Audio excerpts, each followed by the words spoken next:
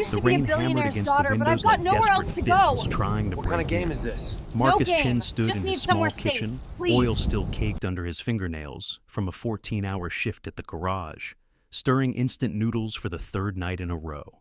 His daughter Lily sat at the table, her math homework spread before her, chewing on her pencil the same way her mother used to when she was thinking hard about something. "Dad," Lily said softly, not looking up from her paper, "do you think Mom can see us from heaven?" Marcus froze, the wooden spoon suspended over the pot. Even after 3 years, questions about Sarah still knocked the wind out of him. "I think she can, sweetheart. And I think she's proud of how hard you're working on that math." Lily smiled faintly, but it didn't reach her eyes.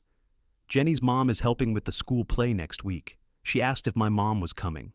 Before Marcus could respond, thunder cracked overhead so violently that the lights flickered. Then came the knock at the door. Not a normal knock, but something frantic, desperate, barely audible over the storm. Marcus glanced at the clock. 9:47 p.m. Nobody came to this neighborhood at this hour unless they were selling something illegal or running from something worse. He grabbed the baseball bat he kept behind the door, a habit from the old days when the area was rougher. "Stay here," he told Lily, but she was already peering around the corner, curious as always. Marcus yanked open the door, ready for anything except what he found. A woman knelt on his doorstep, designer dress soaked through and clinging to her trembling frame, blood trickling from a gash on her forehead. Her hands clutched a soggy piece of paper that might have once been a business card. Even drenched and disheveled, something about her screamed money, the perfect manicure now chipped and broken, the diamond earrings that probably cost more than his truck, the way she held her shoulders despite being on her knees. "Please," she whispered, and her voice had that educated Polish that made Marcus instantly aware of his own rough edges. "I'm here about the nanny position. I know it's late. I know this looks insane, but please." "Lady, I think you're confused. That ad was for a babysitter, not—" Marcus stopped as she swayed, catching herself against the doorframe. "I'm Sophia Winters," she said, and even through the rain and exhaustion, he heard the weight of that name. Everyone knew the Winters family. Richard Winters had built a tech empire that touched everything from smartphones to smart cars. His daughter's face had graced magazine covers, charity galas, the society pages. Richard Winters' daughter is applying to babysit in Southside? Marcus couldn't hide his disbelief. What kind of game? No game. Her eyes lifted to meet his, and what he saw there stopped him cold. Terror. Pure, raw terror. "I just need somewhere safe. Just for tonight. Please. I'll explain everything. I'll work for free. I'll do whatever you need. But please." She glanced over her shoulder at the street, and Marcus followed her gaze. A black SUV crawled past, its windows tinted dark, moving too slowly to be innocent. "Daddy," Lily's voice came from behind him. "She's hurt." Marcus turned to find his daughter had crept closer, her eyes wide with concern. Lily looked at the woman on their doorstep, then at him, and in her 7-year-old face, he saw Sarah's compassion staring back at him. "We should help her," Lily said simply. "Mom would help her." The SUV made another pass. Sophia pressed herself flatter against the doorframe, trying to become invisible. Blood mixed with rain ran pink down her face. "Christ," Marcus muttered. Every instinct screamed this was trouble. Rich people's problems had a way of destroying everyone around them. But Lily was already tugging on his arm, and the woman looked seconds from collapse. "Get inside," he said gruffly, stepping aside. "Quick." Sophia stumbled to her feet and practically fell through the doorway. Marcus shut the door, locked it, and pulled the curtain across the window. When he turned back, Sophia stood dripping on his worn linoleum, swaying slightly, looking as out of place as a swan in a junkyard. "Lily, get some towels," Marcus ordered. His daughter scurried off, eager to help. He studied Sophia more closely. Up close, behind the designer labels and perfect bone structure, she looked hollow, haunted. Her hands shook so badly she couldn't hold the glass of water he offered. "You're really Richard Winters' daughter," he said. It wasn't a question. She nodded, then winced as the movement aggravated her head wound. I was his daughter. Now I'm nobody," which is exactly what he wanted. Lily returned with an armful of their best towels, which weren't much but clean, and their first aid kit. Without being asked, she pulled out a chair and gently guided Sophia to sit. "My mom taught me basic first aid before she died," Lily said matter-of-factly, opening the kit with practiced hands. "She said everyone should know how to help people." Sophia's eyes filled with tears. "Your mother sounds like she was wonderful." "She was," Lily said simply, dabbing at the cut with surprising gentleness for a 7-year-old. "Dad says I have her heart." Marcus watched his daughter work, pride and pain warring in his chest. When had she gotten so grown up? When had she learned to be so careful with other people's hurt? "This might need stitches," Lily announced, examining the wound like a tiny doctor. "But butterfly bandages will work for now." "Where did you learn about butterfly bandages?" Marcus asked. "YouTube," Lily said proudly. "And the school nurse. She lets me help sometimes when kids get hurt at recess." As Lily worked, Sophia's story came out in fragments. The arranged marriage to her father's business partner, a man 30 years older with a reputation for cruelty. Her refusal, her father's rage, the ultimatum, submit or be erased. "He didn't just cut me off," Sophia said, her voice hollow. "He systematically destroyed every avenue I had, froze accounts I didn't even know were connected to him, had me blacklisted from every company in the city, even canceled my health insurance while I was at the doctor's office. The receptionist had to escort me out like I was some kind of criminal." "But tonight," Marcus pressed, "the blood, the running." "His business partner decided if my father wouldn't deliver me willingly, he'd take what was promised. His men came to my apartment. I barely got out through the fire escape." She touched the bandage Lily had carefully applied. "Hit my head on the ladder coming down." The storm outside intensified, rattling the windows. Somewhere in the distance, a siren wailed. Sophia flinched at the sound. "I saw your ad at the coffee shop 3 weeks ago," she continued. "I memorized the address, thinking maybe when things got bad enough. I never imagined I'd actually show up like this. I must seem insane." "You seem scared," Lily said softly. "It's okay to be scared. I was scared when Mom died. Dad was scared too, even though he pretended not to be." Marcus felt his throat tighten. "Lily, it's true," his daughter said simply. "But we helped each other. Maybe we can help her too." Sophia looked between them, this mismatched father and daughter in their modest kitchen, with its peeling wallpaper and mismatched chairs, and something in her face crumbled. "I don't know how to do anything," she admitted. "I don't know how to clean or cook or take care of children. I've had people doing everything for me my entire life. But I'll learn. I'm good at learning. I graduated summa cum laude from Harvard. I speak 4 languages. I can—" She stopped, realizing how absurd her qualifications sounded. "I know none of that matters here, but I promise, if you give me a chance, I'll earn my keep. I'll earn your trust." Marcus wanted to say no. Every logical part of his brain screamed that this was a disaster waiting to happen. But Lily had already made up her mind, and when his daughter looked at him with Sarah's eyes and Sarah's heart, he found himself nodding. "One night," he said firmly. "We'll figure out the rest tomorrow." Relief washed over Sophia's face. "Thank you. Thank you both." As she stood to follow Lily, who was excitedly chattering about showing her the spare room, Sophia paused at the kitchen doorway. "Mr. Chen, that SUV—" "They might come back." Marcus nodded grimly. "Let them try. This is Southside. We take care of our own here." But even as he said it, watching this broken billionaire's daughter follow his 7-year-old down the narrow hallway, Marcus wondered what exactly he'd just let into their lives, and whether their small, carefully rebuilt world was strong enough to survive it. As poor. The morning after the storm, Marcus woke to the smell of something burning. He bolted upright on the couch where he'd spent the night keeping watch, his back screaming in protest.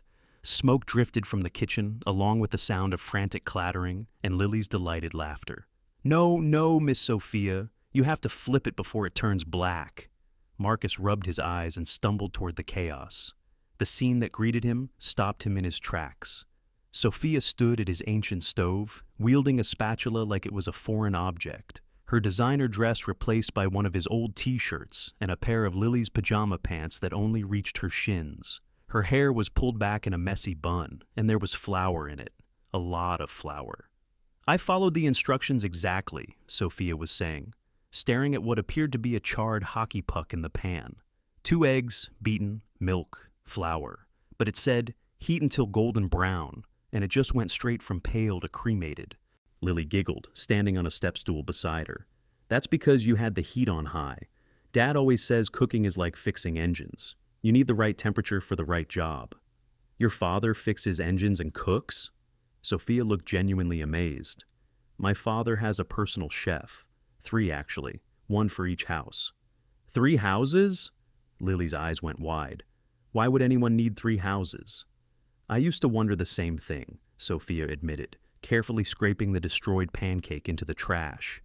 Can I try again? Marcus cleared his throat, and both females turned to him. Morning, Dad, Lily chirped. Miss Sophia is learning to make pancakes. She's really bad at it, but she's trying super hard. I can see that. Marcus surveyed the disaster zone that used to be his kitchen. Flour dusted every surface. Eggshells littered the counter. Somehow, there was batter on the ceiling. Maybe we should start with something simpler, like cereal. Oh, but I want to contribute, Sophia said, and there was something desperate in her voice. I can't just take your hospitality without giving something back. I thought breakfast would be easy. The YouTube video made it look so simple. You watched a YouTube video? Marcus couldn't hide his disbelief. 17 of them, actually. I took notes. She produced a piece of paper covered in precise handwriting, complete with timestamps and diagrams. But theory and practice appear to be vastly different things. Lily tugged on Sophia's shirt. It's okay. Dad burned everything when he first started cooking, too. He set spaghetti on fire once. You can't set spaghetti on fire, Sophia said.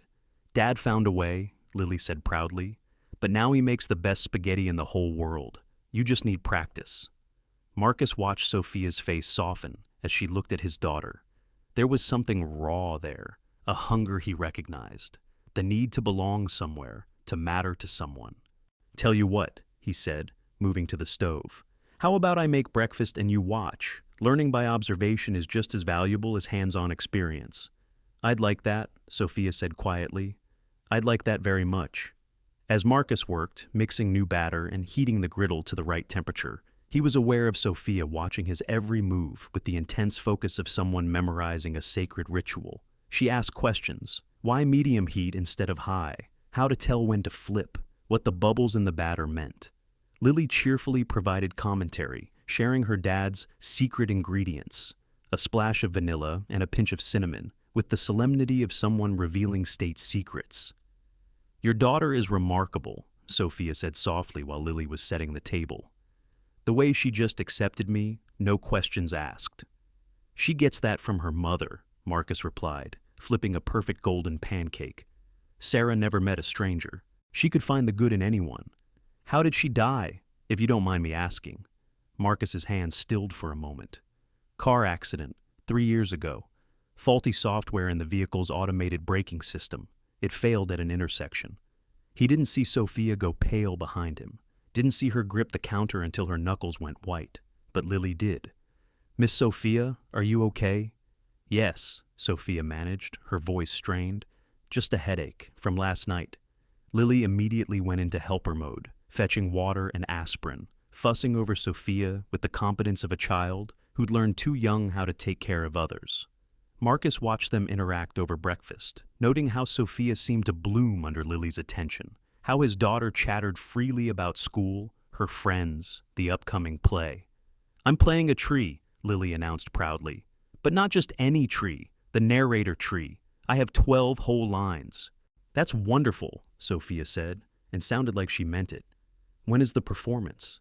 Next Friday. All the other kids have their moms helping with costumes and stuff. Lily's voice dropped slightly. Dad tries, but he works late. I could help, Sophia offered impulsively, then caught herself. I mean, if I'm still here, if your father allows it. Marcus saw the hope spark in Lily's eyes and felt trapped. How could he explain to a 7-year-old that Sophia was temporary, that people like her didn't stay in places like this? We'll see, he said carefully. Miss Sophia might have other plans by then. I don't, Sophia said quickly. I have no plans, no obligations, nothing. The emptiness in her voice was vast. After breakfast, while Lily was getting ready for school, Sophia insisted on cleaning up. Marcus watched her struggle with the dishwasher, staring at it like it was a complex puzzle. "You've never loaded a dishwasher before," he said. It wasn't a question. "I've never done any of this before," she admitted. Cooking, cleaning, laundry. There was always staff. I didn't even make my own bed until 3 weeks ago when I moved into that awful apartment. Did you know fitted sheets are basically impossible? They're like origami made by sadists. Despite himself, Marcus laughed. "Yeah, they're tricky. But why the sudden interest in domestic skills? Rebellion against daddy?" Sophia's face darkened. "More like preparation. I knew this was coming, the disowning. The signs were there for months, so I started trying to learn normal people things. Turns out there's a significant gap between knowing something intellectually and actually doing it. Why didn't you just leave earlier, before it got this bad? With what money? Every account, every credit card, every investment, it all traced back to him somehow. I tried to get a job, but who's going to hire Richard Winter's daughter for anything real? They all assumed it was some kind of corporate espionage or this tax write-off. One manager actually laughed when I applied to be a barista, said it would be like hiring a peacock to work in a coal mine. That why you answered my ad? Partly, and partly because..." She hesitated, then continued in a rush. "I saw you once, about a month ago.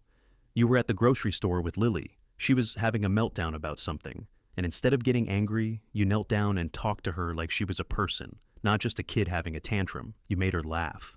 I watched you turn a disaster into a giggle fit with a silly voice and a package of cookies. I thought, anyone who can do that must be a good person." Marcus felt uncomfortable with the scrutiny. "You were watching us?" "Not intentionally. I was there trying to figure out how normal grocery shopping worked. Did you know there are 47 types of pasta sauce? 47! How does anyone choose?" "Price usually," Marcus said dryly. "Whatever's on sale. See, that's practical." I stood there for 20 minutes reading ingredients like they were going to reveal the meaning of life. Lily bounced back into the kitchen, backpack on, hair in the lopsided ponytail Marcus had attempted. "Ready for school?" Sophia looked at the ponytail critically. "Would you like me to fix that?" "You know how to do hair?" Lily asked excitedly. "I had professional stylists from age 5. I picked up a few things through observation." 5 minutes later, Lily sported an elaborate French braid that made her look like a princess. She gazed at herself in the mirror with wonder. "I look like the other girls now." "You look like yourself," Sophia corrected gently. "Just with a fancy braid. Never try to be like others, Lily. Be magnificently yourself." "Were you always yourself?" Lily asked innocently. "No," Sophia said sadly. "I spent 28 years being who my father wanted me to be. It's only now that I'm trying to figure out who I actually am." Marcus drove them to school in his beat-up truck. Sophia squeezed between him and Lily on the bench seat. At the school drop-off, he noticed the other parents staring. Sophia, even in borrowed clothes with a bandaged forehead, still carried herself like someone who'd been trained in Swiss finishing schools. "Who's that?" one of the mothers asked, approaching his window after Lily ran off. "New girlfriend?" "Babysitter," Marcus said curtly. "Really?" The woman's tone dripped skepticism. "She looks a bit upscale for Southside." "People are full of surprises, Karen," Marcus said, putting the truck in gear. "Have a nice day." As they pulled away, Sophia said, "Karen seems lovely." Marcus snorted. "Karen's the neighborhood gossip. By lunch, everyone will know I have a mysterious woman living with me." "Does that bother you?" "Not much bothers me anymore," Marcus said. "When you've lost everything that matters, gossip seems pretty insignificant." "Everything that matters? What about Lily?" Marcus's hands tightened on the steering wheel. "Lily is why I get up every morning. But Sarah was my everything. We were high school sweethearts, built our whole life together from nothing. She made this crappy neighborhood feel like a palace just by being in it." "You still love her." "You never stop loving someone like that. You just learn to live with the absence." They drove in silence for a moment before Sophia said, "I've never been loved like that. My parents' marriage was a business merger. My relationships were all orchestrated for maximum social or financial benefit. The closest I've come to real love was my piano teacher when I was 12. She was the only person who ever looked at me and saw potential beyond my last name. You play piano? Played, past tense. My father sold my Steinway when I refused the engagement. Said if I wasn't going to be useful, I didn't deserve beautiful things. Marcus pulled into his garage, introducing Sophia to his business, a small but clean auto repair shop with 3 bays and a reputation for honest work. His assistant, Tony, a grizzled veteran with arms like tree trunks, looked up from under a hood. "This the babysitter?" Tony asked, eyeing Sophia with suspicion. "This is Sophia. She's helping with Lily."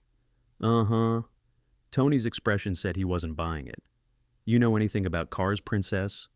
"I know they have engines and wheels," Sophia said, "and that when the red lights come on the dashboard, it's generally unfortunate." Tony laughed despite himself. "Well, at least you're honest. Marcus here can fix anything with an engine, makes magic with metal and grease." "It's not magic," Marcus said. "It's understanding how things work and having the patience to fix what's broken." "Sounds like magic to me," Sophia said, watching Marcus slide under a car with practiced ease. Making broken things whole again. She spent the morning in the garage's small office, organizing the chaos of invoices and receipts that Marcus had let pile up. Her business degree, it turned out, had some practical applications. By lunch, she created a filing system, updated the books, and discovered Marcus was owed nearly $3,000 in unpaid invoices. "You just let people not pay?" she asked, incredulous. "Times are tough," Marcus said, emerging from under the car covered in grease. "People need their cars to work, can't work without transportation. But you have bills too. Lily needs things." "We get by." "Getting by isn't enough," Sophia said firmly.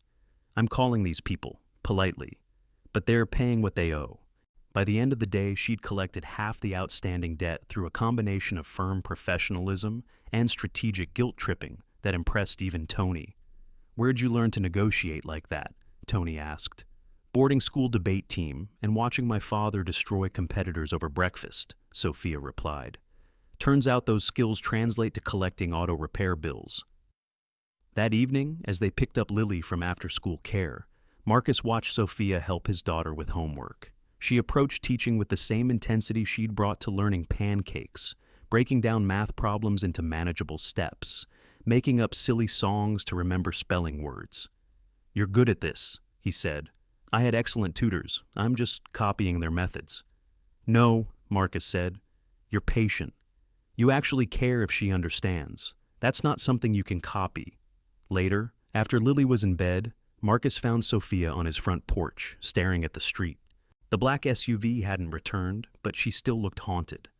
"I should go," she said. "This isn't fair to you and Lily. My problems shouldn't become yours." "Probably not," Marcus agreed, sitting beside her. "But Lily's already attached. You leave now, it'll hurt her. And if I stay, then we deal with whatever comes, but you stay because you want to, not because you're running from something." "What if both are true?" Marcus was quiet for a moment. "Then we figure it out. Look, I'm not good at this stuff. Sarah was the one who knew how to handle complicated emotional situations. But I know Lily hasn't smiled this much in months. I know she ate all her vegetables at dinner because you made it a game. I know she's excited about tomorrow for the first time in a long time. She reminds me of who I could have been," Sophia said softly, "if I'd had a father like you instead of Richard Winters." "You're 28, not 80. Still plenty of time to be whoever you want." "I don't even know where to start." "Start with breakfast," Marcus said. "Tomorrow you're learning scrambled eggs. They're harder to burn." Sophia laughed, a real laugh that transformed her face. "You'd really let me stay, even knowing who my father is, what he's capable of?" "I've faced worse than angry rich men," Marcus said. "Besides, you collected $3,000 in unpaid bills today. You're officially the most valuable employee I've ever had." "I'm your only employee besides Tony." "Details?" They sat in comfortable silence, watching the streetlights flicker on. Inside, Lily coughed in her sleep, and both adults turned toward the sound with shared concern. "She's lucky to have you," Sophia said. "We're managing." "No, you're doing more than that. You're showing her how to be strong and kind at the same time. That's rare." "Sarah deserves the credit for that." "Maybe. But you're the one who's here, doing the work every day. That matters." A car drove by slowly, and Sophia tensed. but it was just Mrs. Patterson from 2 houses down, rubbernecking as she passed. Marcus waved cheerfully, knowing it would drive her crazy with curiosity. "The neighborhood's going to talk," Sophia said. "Let them. Their lives are boring enough that my business becomes entertainment. Doesn't it bother you, the judgment?" "Only if it affects Lily, but she's tougher than she looks. Gets that from both of us." "Tell me about Sarah," Sophia said, "if you don't mind." So Marcus did. He talked about meeting Sarah in 10th grade chemistry, how she'd corrected his homework, and he'd fallen in love with her handwriting before her face. How they'd planned their whole life on napkins in diners, dreaming of a family, a house, maybe a dog. How she'd worked 2 jobs to put him through trade school, never complaining, always believing he'd make something of himself. "She sounds amazing," Sophia said when he finished. She was, but she was also human. She left towels on the bathroom floor, sang off-key in the shower, and had an irrational fear of butterflies. "I loved all of it, even the annoying parts." "That's what I want," Sophia said quietly. "Someone to love my annoying parts." "First you have to figure out what they are," Marcus said. "Hard to know your real flaws when you've been performing your whole life." "My real flaw is that I don't know how to be real." "That's not a flaw. That's just inexperience. Stick around long enough, and this neighborhood will beat the fake right out of you." "Is that a promise or a threat?" "Both." Inside, Lily called out in her sleep, and Marcus rose to check on her. Sophia followed, watching from the doorway as he smoothed his daughter's hair, adjusted her blanket, whispered that everything was okay. "She has nightmares sometimes," he explained quietly. "About losing me, too." "What do you tell her?" "That I'm not going anywhere. That she's stuck with me forever." "Do you believe that?" "I have to. She needs me to." As they returned to the living room, Sophia said, "I want to earn my place here, really earn it, not just play house until something better comes along." "Then stay," Marcus said simply. "Help with Lily, help with the garage, help with life. We're not fancy, but we're real." "Real is all I want anymore," Sophia said. And in that moment, in that small living room, with its worn furniture and family photos, something shifted. 3 broken people began the delicate process of becoming something new together. Not a replacement for what was lost, but maybe, just maybe, something worth holding on to. And the 2 weeks had passed since Sophia Winters stumbled into their lives, and Marcus could hardly recognize his own home anymore. Not because she'd changed the furniture or painted the walls, but because laughter filled spaces that had been silent for years. Lily woke up eager for each day, racing through breakfast to spend more time with Miss Sophie before school. The house smelled like failed cooking experiments and successful ones, like vanilla extract and burned cookies, like effort and determination. But today something was different. Marcus noticed it the moment he walked into the kitchen that Thursday morning. Lily sat at the table, her shoulders hunched, pushing cereal around her bowl without eating. Sophia stood by the stove, successfully managing scrambled eggs, a minor miracle 2 weeks in the making, but her usual morning chatter with Lily was absent. "What's wrong, sweetheart?" Marcus asked, kissing the top of his daughter's head. "Nothing," Lily mumbled, but her voice carried that particular weight children's voices get when everything is definitely something. Sophia caught his eye, mouthing, "School trouble." "Lily Bug, you know you can tell me anything, right?" His daughter's lower lip trembled. "Madison's mom is bringing professional costumes for everyone in the play. Real ones, from a theater company. Everyone except me because—" She paused, swallowing hard. "Because Madison said, I don't have a mom to care about making me look good." Marcus felt the familiar rage bubble up, the kind that made him want to march into that school and give Madison's mother a piece of his mind. But before he could respond, Sophia set down her spatula with deliberate calm. "Lily, what time is the costume fitting today?" 2:00, but Dad has to work and—" "I'll be there," Sophia said firmly. "If that's okay with your father." Marcus nodded, not trusting his voice yet. "But you're not my mom," Lily said quietly. "Madison will just make fun of me more." Sophia knelt beside Lily's chair, her voice gentle but steel strong. "You're right. I'm not your mom, but I'm your friend, and friends stand up for each other. Besides, I know something Madison's mother doesn't." "What?" How to make a tree costume so magnificent that everyone will forget every other costume on that stage. Really? Really, I once attended a Met Gala where the theme was Garden of Time. I watched designers create wearable art from nothing but imagination and tool. We're going to make you the most spectacular tree that school has ever seen. For the first time that morning, Lily smiled. Can we use glitter? So much glitter that janitors will find it for years. Marcus drove to work with a lighter heart, but worry still gnawed at him. Sophia had been doing so well with the simple routines, cooking, cleaning, homework help. But dealing with the suburban politics of elementary school mothers, that was a different battlefield entirely. At 2 o'clock sharp, Sophia walked into Riverside Elementary wearing her only remaining designer piece, a simple black dress she'd been wearing under her coat the night she arrived, now cleaned and pressed. She'd styled her hair in an elegant twist and applied makeup she'd bought with her first week's wages. Marcus had offered her an advance, but she'd refused, saying she needed to earn it properly. The multi-purpose room buzzed with activity. Mothers clustered in groups, their children running between clothing racks, while a harried drama teacher tried to maintain order. Madison's mother, Victoria Pemberton, held court near the stage, her voice carrying over the chaos. Of course, when the school mentioned they needed costume help, I immediately called my contact at the Portland Stage Company. They were delighted to loan us professional pieces. After all, investing in the arts starts young, doesn't it? The other mothers murmured agreement, their eyes tracking to Sophia as she entered with Lily. The room seemed to pause, assessing the newcomer. Sophia felt their gazes catalog her dress, designer but old season, her shoes, scuffed but genuine leather, her bearing, private school posture that money couldn't quite erase. "You must be the new babysitter," Victoria said, her smile sharp as winter ice. How lovely that Mr. Chen found help. Single fathers do struggle so with the domestic details. "I'm Sophia," she replied evenly, her hand resting protectively on Lily's shoulder. "And you're right, Mr. Chen did need help. Running a successful business while single parenting requires remarkable strength. Not everyone could manage it." Victoria's smile flickered. "Indeed. Well, I'm afraid the professional costumes are already allocated, but I'm sure you can find something adequate at the dollar store." "Actually," Sophia said, her voice carrying the kind of authority that made boardrooms fall silent, "Lily and I have something special planned, don't we, sweetie?" Lily nodded, still nervous but trusting.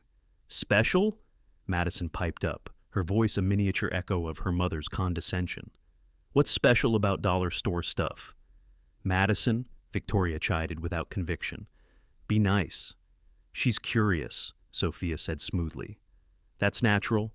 To answer your question, Madison, what's special is creating something unique rather than borrowing someone else's vision. Lily's costume will be one of a kind, made specifically for her, celebrating her individual interpretation of the role. But yours won't be professional," Madison insisted. "Professional is an interesting word," Sophia said, addressing the room now. "I spent 6 years on the board of the New York Children's Theater Foundation.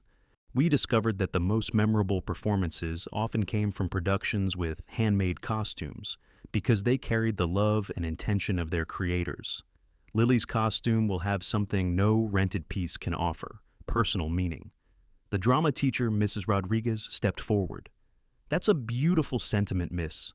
Winters, Sophia Winters." The name rippled through the room. Several mothers pulled out their phones, quickly Googling.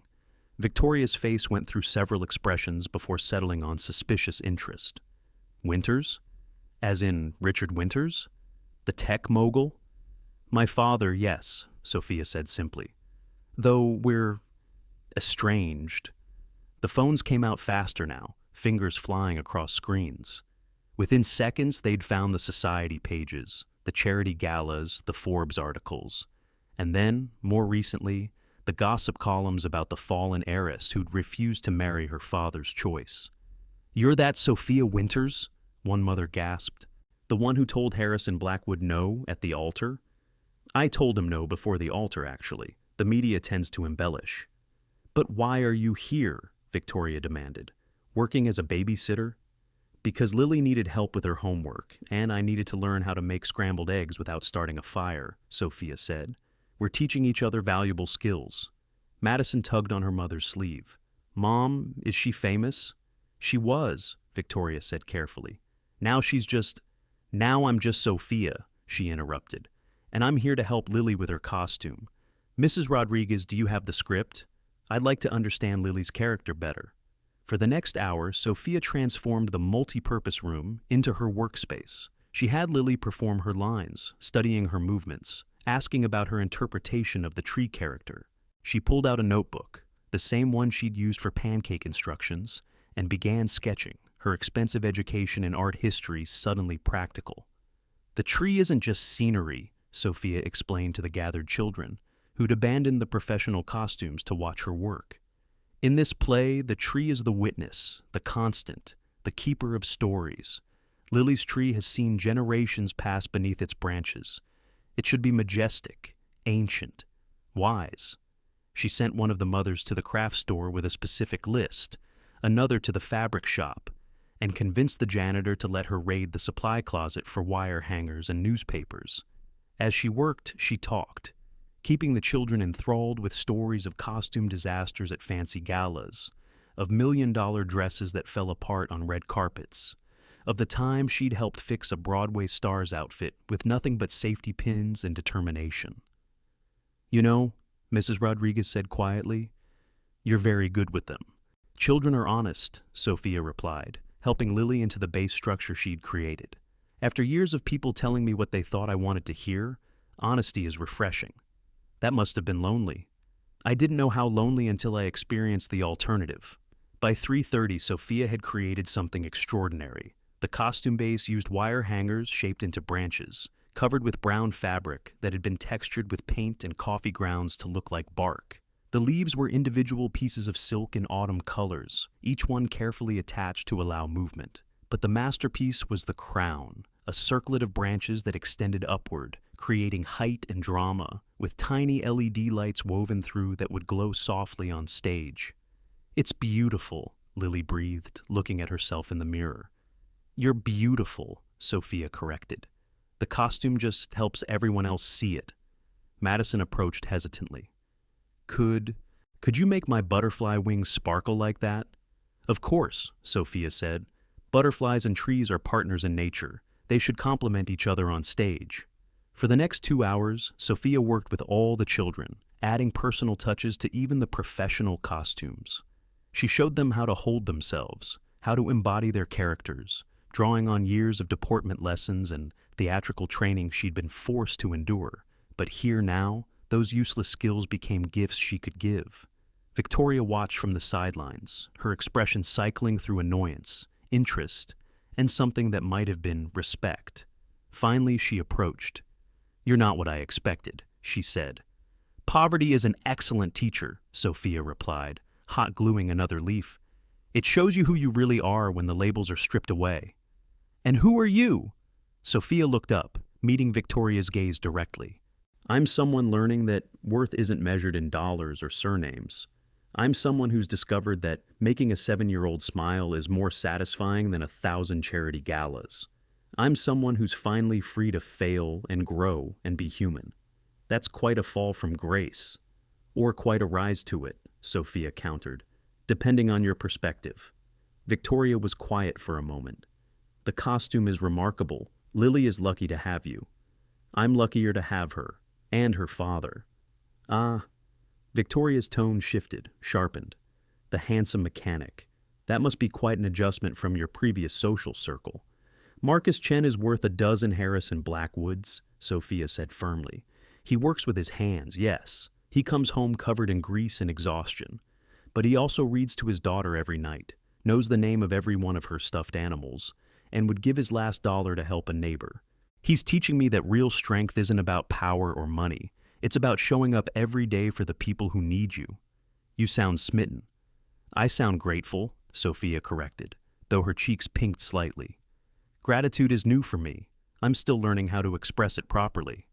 The afternoon wore on, and more mothers trickled in, drawn by the laughter and excitement.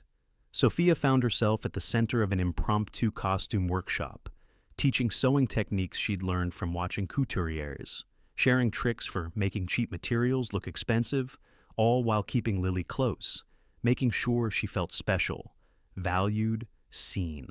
When Marcus arrived at 5 to pick them up, he found his daughter standing on a makeshift stage, arms spread wide as branches, performing her lines while Sophia adjusted the lights in her crown. The other children applauded, and Lily glowed brighter than any LED. "Dad," she called out, "look, I'm a magical tree." "You're magical, period," he said, his throat tight with emotion. Sophia approached, a smudge of gold paint on her cheek, hot glue strings in her hair, looking nothing like the terrified woman who'd collapsed on his doorstep 2 weeks ago. "I might have gone overboard," she said, gesturing to the elaborate costume. "But she was so sad this morning, and the other mothers were so smug, and I just—" "Thank you," Marcus interrupted. "Just thank you." Mr. Chen, Victoria Pemberton approached, her daughter beside her. "I wanted to apologize for Madison's comments this morning. Children sometimes repeat things they shouldn't." Marcus's jaw tightened, but Sophia placed a gentle hand on his arm. "Children learn from what they see," Sophia said evenly. Perhaps Madison learned something different today. Madison tugged on her mother's hand. "Mom, can Lily come to my birthday party? And can Miss Sophia help with the decorations? She knows how to make everything beautiful." Victoria looked uncomfortable, but nodded. "If they'd like to come." After they left, Lily clutching her carefully packed costume, Marcus drove in thoughtful silence. Finally, he said, "You didn't have to do all that." "Yes, I did," Sophia replied. "Someone needed to show those women that Lily Chen is just as valuable as any of their children, that having a single parent doesn't make her less than. That love matters more than money. You stood up to them. I stood up for her. There's a difference. Standing up to them would have been about my pride. Standing up for Lily was about her dignity. When did you become so wise?" "Somewhere between learning to unclog a toilet and discovering that butter has a smoke point," Sophia said. "Rock bottom has a way of clarifying priorities." That evening, after Lily had modeled her costume 6 more times and finally gone to bed, Marcus found Sophia on the porch again, her nightly ritual of watching for black SUVs that hadn't returned. "You were different today," he said, joining her. "More like who you probably were before, confident, commanding." "That wasn't who I was before," Sophia said. "Before, I was performing confidence, wearing it like those professional costumes, something borrowed that never quite fit. Today was different. Today I was fighting for something that mattered. Lily matters to you, more than I expected, more than I should probably allow." "Why?" Sophia was quiet for a long moment. "Because she looks at me like I'm whole, not broken, not fallen, not a cautionary tale. Just Sophia who makes funny voices during story time and burns pancakes but keeps trying. Do you know how long it's been since someone looked at me and saw something worth believing in?" "You are worth believing in," Marcus said quietly. "Careful," Sophia said, her voice shaky. "I might start believing you." "Would that be so bad?" She turned to look at him, and in the porch light, he could see tears threatening. "It would be terrifying, because believing means hoping, and hoping means having something to lose. Newsflash, you already have something to lose. Lily's completely attached, and honestly," he paused, weighing his words, "so am I." "Marcus, not like that," he said quickly, though they both heard the lie in it. "I mean, I'm attached to having help, to seeing Lily happy, to having someone to talk to after she goes to bed, who understands that life can knock you down, and somehow you have to get back up. Is that what we're doing? Getting back up? Maybe. Or maybe we're learning that staying down isn't as bad when you're not alone." They sat in comfortable silence, processing the day, the small victory, the bigger implications. Inside, Lily coughed in her sleep, and they both smiled at how synchronized their turn toward the sound had become. "The play is next Friday," Sophia said. "After that, after I've kept my promise to her, I should probably—" "Stay," Marcus interrupted. "Stop looking for reasons to leave and just stay. Your neighbors are talking. Victoria Pemberton will make sure everyone knows who I am, who my father is. It could bring trouble. Trouble's relative. Losing Sarah was trouble. Everything else is just life happening. You don't understand what my father is capable of when he's angry. And you don't understand what I'm capable of when someone threatens my family. I'm not family. You made my daughter a tree costume that could rival Broadway and stood up to a room full of suburban sharks for her. You're family now, whether you like it or not." Sophia laughed, soft and surprised. "Is it always this simple with you?" "Nothing about this is simple," Marcus admitted. "But complicated doesn't mean wrong." A car drove by slowly, and they both tensed, then relaxed when it continued past. Just another neighbor, another normal evening in Southside. But normal was shifting, reshaping itself around this new configuration of three people finding their way towards something none of them had planned. "Next Friday," Sophia said, "Lily's going to be the best tree that stage has ever seen. And after that, we'll see if the tree can grow roots." Marcus smiled in the darkness. "Trees are stronger than they look. They bend but don't break. They shelter things. They last." "Is that a metaphor?" "Maybe. I'm not good with fancy words like you." "Your words are perfect," Sophia said. "They're real." And in that moment, on that porch, with the costume glitter still sparkling in Sophia's hair and the scent of coffee grounds still on her fingers, something shifted. The challenge had been met, the battle won, but the war for belonging, for permanence, for the right to stay, that was just beginning. Or the night of the school play arrived with all the chaos of a small-town Broadway opening. Marcus stood in the bathroom, attempting to tame his hair with a comb that had seen better days, while Lily bounced around the house in her tree costume, too excited to stand still. Sophia moved between them like a choreographer, adjusting Lily's crown, straightening Marcus's collar, her movements efficient but charged with nervous energy. "Remember," she told Lily for the 10th time, "project your voice to the back row, and if you forget a line, make something up that sounds tree-ish," Lily finished, giggling. "I know, Miss Sophie. You've practiced with me every night." Marcus watched them in the mirror, these two people who'd become his world. Sophia had been with them 6 weeks now, and the rhythms of their life had adjusted around her presence like water, finding its level. She still burned toast occasionally, but she could now make a mean spaghetti sauce. She still flinched at unexpected sounds, but she'd stop checking the windows every hour. She was healing, settling, becoming. Which is why Marcus should have known something would go wrong. The auditorium was packed, parents armed with cameras and forced smiles for other people's children. Marcus found seats in the 3rd row, close enough for Lily to see them, but not so close that his presence would make her nervous. Sophia sat beside him, her hands folded tightly in her lap, more anxious than when she'd stood up to Victoria Pemberton.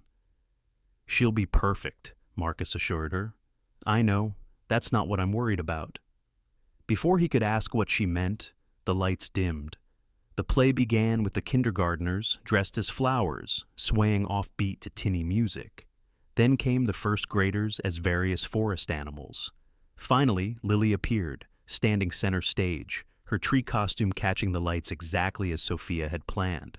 "I am the witness tree," Lily began, her voice clear and strong.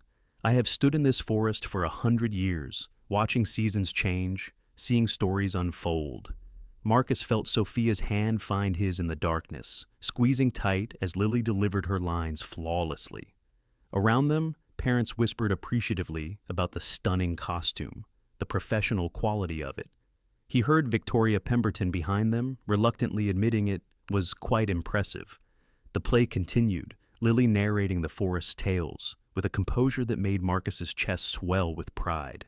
She was Sarah's daughter in her grace, but she was his too in her determination, her refusal to be intimidated by the bigger roles around her. Then, during the final scene, as Lily spread her branches wide and delivered her closing monologue about growth and resilience, the auditorium doors opened. Light spilled in from the hallway, and footsteps, expensive shoes on cheap linoleum, echoed through the space. Richard Winters entered like he owned the place, which, given his donations to various educational foundations, he practically did. He wore a suit that cost more than Marcus made in 6 months, flanked by 2 men who screamed private security despite their attempt at casual clothes. His eyes scanned the crowd with predatory precision until they landed on Sophia. She went rigid beside Marcus, her hand turning to ice in his grip. "Don't look," Marcus whispered. "Just watch Lily." But it was too late.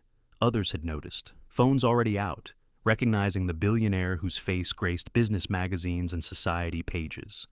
The whispers started, rippling through the crowd like wind through leaves. Lily, bless her, kept going, though her eyes found them in the audience, confused by the disturbance. Sophia forced a smile, nodding encouragement, and Lily continued, her voice wavering only slightly. When the play ended and the curtain calls began, Richard Winters moved. He walked down the aisle with the confidence of a man who'd never been denied anything, stopping directly in front of their row. The security guards positioned themselves at either end, casual but clearly blocking potential exits. "Sophia," Richard said, his voice carrying despite the applause around them, "we need to talk." "No," Sophia said quietly, "we don't. You've had your little rebellion, 6 weeks playing house with—" His eyes flicked dismissively over Marcus. "The help. It's time to come home." "I am home," Sophia said, standing slowly, her chin raised despite her trembling. Richard laughed, cold and sharp. "Home? This?" He gestured at the shabby auditorium, the hand-sewn costumes, the small-town simplicity of it all. "You're a Winters. You were bred for boardrooms and ballrooms, not whatever this is." "Dad!" Lily's voice cut through the tension. She'd run from backstage, still in her tree costume, leaves rustling with her movement. "Did you see? I remembered all my lines." She froze when she saw the strange men, instinctively moving closer to Marcus. Richard's gaze fell on her, and something flickered in his expression. Calculation, perhaps, or recognition. "This is the child?" he asked Sophia. "The one you're playing nanny for?" "I'm not playing anything," Sophia said, stepping protectively closer to Lily. "No? Then what would you call it? Slumming? Rebelling? Or are you actually delusional enough to think this is your life now?" Marcus stood, placing himself between Richard and his daughter. "I think you should leave." Richard's attention shifted to him fully for the first time. "Mr. Chen, isn't it? The mechanic? You have no idea who you're dealing with." "I know exactly who I'm dealing with," Marcus said evenly. "A man who thinks money makes him matter. But you're in my daughter's school, disrupting her moment. Money doesn't mean much here." "Doesn't it?" Richard smiled, razor sharp. "Should we discuss the lien I could place on your business? The health code violations I could suddenly discover? The custody review I could trigger with one phone call to my friends at Child Services?" "You wouldn't," Sophia gasped. "Wouldn't I? You've embarrassed me, Sophia, publicly. The daughter of Richard Winters, washing dishes, living in squalor." "Living with dignity," Sophia interrupted. "Something you know nothing about." "Dignity?" Richard's voice rose, drawing more attention. "You want to talk about dignity? Should we discuss the Chen family's dignity?" Marcus felt the words like a physical blow before they even landed. He saw Sophia's face change, terror replacing defiance. "Don't," she whispered. But Richard Winters hadn't built an empire by showing mercy. "Tell me, Mr. Chen, did Sophia mention her connection to your wife's death?" The auditorium seemed to freeze. Parents stopped chattering, children stopped fidgeting, even the air seemed to pause. "What?" Marcus's voice came out rough, confused. "The faulty software in your wife's car," Richard continued, his tone conversational, almost pleasant. "Wintertech Automotive Division, my company, our software, the same software my brilliant daughter here," he gestured to Sophia, "helped develop as part of her senior thesis at MIT. Didn't she mention that?" Marcus turned to look at Sophia, whose face had gone white as paper. "Sophia?" "I didn't know," she said, her voice breaking. "I swear, Marcus, I didn't know until you told me how she died. The project was theoretical, academic. I never knew they'd implemented it without proper testing. You never bothered to check," Richard finished. "Too busy playing the humanitarian, the rebel. Actions have consequences, Sophia. Your theoretical work killed 3 people when it was rushed to market."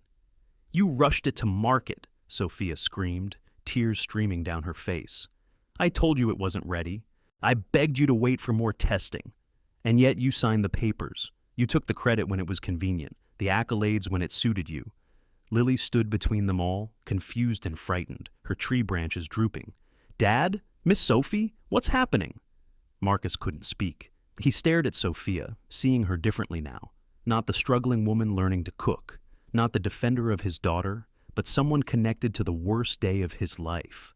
The day Sarah's car failed to stop. The day their future ended. "Is it true?" he asked quietly. "The code was mine. Sophia admitted, her voice hollow. But I didn't. I was 22, Marcus. I thought it was just research. When my father said he'd acquired it for the company, I was proud. I never imagined. You never imagined people would die? Marcus's voice was rising now. You never imagined your theoretical work would have real consequences? Marcus, please. My wife is dead. The words came out raw, primal. Lily's mother is gone because of code you wrote? Code I wrote that he destroyed, Sophia said desperately. He removed the safety protocols, rushed the testing, ignored the warnings. But the foundation was yours, Richard said smoothly. The brilliant algorithm that was supposed to revolutionize automated braking. You were so proud, remember? Top of your class, the golden child of winter tech. Victoria Pemberton and the other parents were recording now, phones out, capturing the drama better than any school play could provide. Tomorrow, this would be everywhere. Social media, local news, maybe even national outlets. The fall of Sophia Winters, the mechanic's tragedy, all of it packaged for public consumption. I need you to leave, Marcus said to Sophia, his voice dead. Now. Marcus, please let me explain. Explain? He laughed bitterly. Explain how you've been living in my house, caring for my daughter, knowing you were connected to her mother's death. I wanted to tell you. When? After you'd made Lily love you? After you'd made me? He stopped, unable to finish. Lily started crying, reaching for Sophia. Miss Sophie, don't go. But Sophia was already backing away, her elaborate plans for belonging crumbling around her. I'm sorry, she whispered. I'm so sorry. Richard stepped aside, magnanimous in victory. The car is outside, Sophia. It's time to stop pretending. I'm not going with you, she told her father, though her voice shook. Then where will you go? Back to the streets? Another desperate knock on another door? Face it, Sophia. You are who you are. You can't run from blood. Sophia looked at Marcus one last time, seeing the devastation in his eyes, the betrayal, the pain she'd caused without meaning to. Then she looked at Lily, still in her tree costume, the one they'd made together with such joy. I'm sorry, she said again, then fled. The auditorium erupted in chaos, gossip, speculation, the delicious scandal of it all. But Marcus heard none of it. He held his sobbing daughter, staring at the door Sophia had disappeared through, wondering how he'd let himself believe in second chances when the universe clearly had other plans. Richard Winters approached him, pulling out a check. For your trouble, he said, placing it on the seat. And your silence. Marcus looked at the check, more money than he'd seen in 5 years. Then he tore it in half, then quarters, then eighths, letting the pieces flutter to the floor like snow. Your money means nothing to me, he said quietly. Neither does your daughter. Good, Richard said. Then we understand each other. She won't be back. I'll make sure of it. He left with his security, satisfied in his destruction. The other parents slowly dispersed, gathering their children, whispering their shock and judgments. Mrs. Rodriguez approached, concern creasing her face. Marcus, I'm so sorry. If there's anything, just give us some space, Marcus said, lifting Lily into his arms. She was too big for it, but tonight she needed to be small again, needed to be held. They drove home in silence, Lily's tree costume rustling with each sob. The house felt empty, wrong, despite nothing being physically different. Sophia's presence had become such a part of their rhythm that her absence was like a missing heartbeat. She didn't mean to hurt Mommy, Lily said finally, her voice small. Did she? Marcus didn't know how to answer. The anger was there, hot and justified, but underneath it was something more complicated. The memory of Sophia teaching Lily to be proud, of her standing up to the school mothers, of her terrible pancakes and determined improvement, of her hand in his during the play, proud as any parent. I don't know, baby, he said honestly. I don't know what to believe anymore. They sat in the driveway for a long time, neither ready to face the house without her. Lily's tree costume wilted in the passenger seat, the LED lights flickering like dying stars. Finally, Marcus carried his daughter inside, helped her out of the costume that had brought such joy just hours ago, and tucked her into bed. Will Miss Sophie come back? Lily asked. No, Marcus said, the word final as a closing door. She won't. But she promised she'd stay. Sometimes people break promises, Lily, even when they don't mean to. He sat with her until she fell asleep, then walked through the house, seeing Sophia everywhere. Her notebook on the kitchen counter, full of recipes and Lily's school schedule. Her borrowed clothes in the laundry. The pancake mix she'd finally mastered, ready for tomorrow's breakfast that wouldn't come. On the porch, he found the coffee mug she'd used that morning, lipstick still on the rim. He held it, remembering all the nights they'd sat here, talking about loss and hope and the possibility of building something new. Had it all been a lie? Had she known from the beginning? The questions tormented him as he sat in the darkness, wondering how someone who'd brought such light could have been hiding such shadows.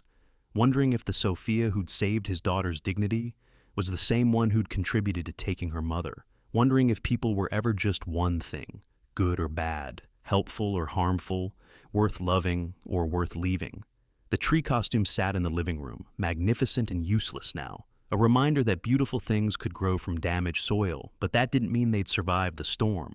Marcus Chin sat alone on his porch, in the spot where Sophia used to watch for threats that never came, not knowing that the real threat had been inside all along. The threat of hoping, of trusting, of believing that broken things could be made whole. The night stretched on, and somewhere in the city, Sophia Winters was discovering that you could leave a place, but you couldn't leave what it had made you feel. You couldn't unknow the weight of a child's trust, or the warmth of a small kitchen, or the safety of being seen as yourself, not your name. Both of them, in their separate darknesses, were learning the same terrible truth. Sometimes love isn't enough to overcome the past. Sometimes the very thing that brings you together is the thing that tears you apart. And sometimes, just sometimes, that's not the end of the story. It's just the part where everything breaks before it can be rebuilt. Or 3 weeks had passed since the night of the play, and the Chen household had fallen into a gray routine that felt like moving through quicksand. Marcus went to work, came home, made dinner, helped with homework, and tucked Lily in. All the mechanical motions of parenting without the spark that had briefly illuminated their lives. Lily had stopped mentioning Miss Sophie after the first week, but she'd also stopped singing in the shower, stopped chattering about school, stopped being the bright light that had always pushed Marcus through his darkest days. The tree costume hung in her closet like a ghost. It was a Wednesday evening when everything changed. Marcus was under a Honda, wrestling with a stubborn oil pan, when Tony's voice cut through the garage. "Boss, you need to see this." Marcus rolled out to find Tony holding his phone, a news app open. The headline made his blood run cold. Billionaire's daughter hospitalized after collapse. Richard Winters refuses comment. The article was brief, citing anonymous sources. Sophia Winters had been found unconscious at a homeless shelter where she'd been volunteering, severely malnourished and exhausted. She'd been taken to St. Mary's Hospital, but her father had refused to claim responsibility for her care, stating she was no longer his concern. "That's the fancy lady who was here, right?" Tony asked. "The one who collected all those overdue bills?" Marcus nodded, unable to speak. The anger he'd been nursing for 3 weeks warred with something deeper, more primal: concern, care, the muscle memory of loving someone even when they'd hurt you. "You going to see her?" "No," Marcus said automatically. Then, "I don't know, maybe, I need to pick up Lily." But when he got to after-school care, Lily wasn't there. The teacher, looking frazzled, explained that Lily had been feeling sick, not physically, but emotionally. She'd been crying during art class, unable to explain why. "She kept drawing trees," the teacher said, showing Marcus a stack of papers. "Just trees, over and over." Marcus found his daughter in the nurse's office, curled up on the small cot, clutching her backpack. When she saw him, fresh tears started. "Dad, I had a bad dream last night, about Miss Sophie. She was sick and alone and calling for us, but we couldn't hear her." "It was just a dream, sweetheart." "No," Lily said with that eerie certainty children sometimes possessed. "It was real. Something's wrong with her. I can feel it." Marcus wanted to lie, to protect her from more pain, but Sarah had always insisted on truth. Age-appropriate, but honest. "She's in the hospital," he admitted, "but it's not our problem anymore." Lily sat up, her eyes flashing with something Marcus had never seen before: anger at him. "Mom would go. Mom would help." "Your mom didn't know."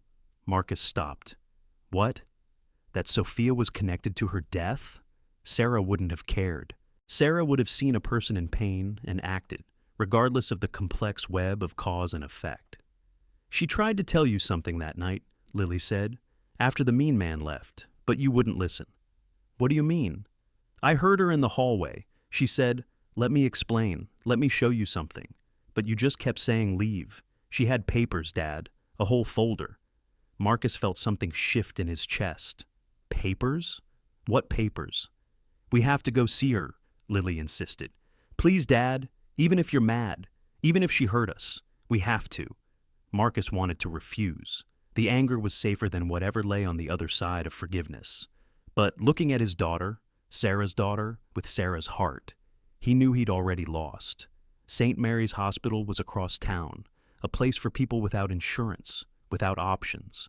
Marcus held Lily's hand as they navigated the crowded emergency room, the overwhelmed nurses, the smell of disinfectant failing to mask desperation. They found Sophia in a wardroom, one of 6 beds separated by thin curtains. She was sleeping or unconscious. Marcus couldn't tell. An IV dripped steadily into her arm, and her face was gaunt, her cheekbones sharp enough to cut. She looked nothing like the woman who'd stood up to Victoria Pemberton or the one who'd learned to make pancakes. She looked like someone who'd given up. "Miss Sophie?" Lily whispered, approaching the bed. Sophia's eyes fluttered open, unfocused at first, then sharpening with surprise and something that might have been shame. "Lily, what are you, Marcus?" "The kid insisted," Marcus said gruffly, standing by the door. 5 minutes, then we're gone." "Dad!" Lily protested, but Sophia shook her head. "It's okay, sweetie. Your dad's right to be angry." Her voice was hoarse, weak. "I'm so sorry for everything."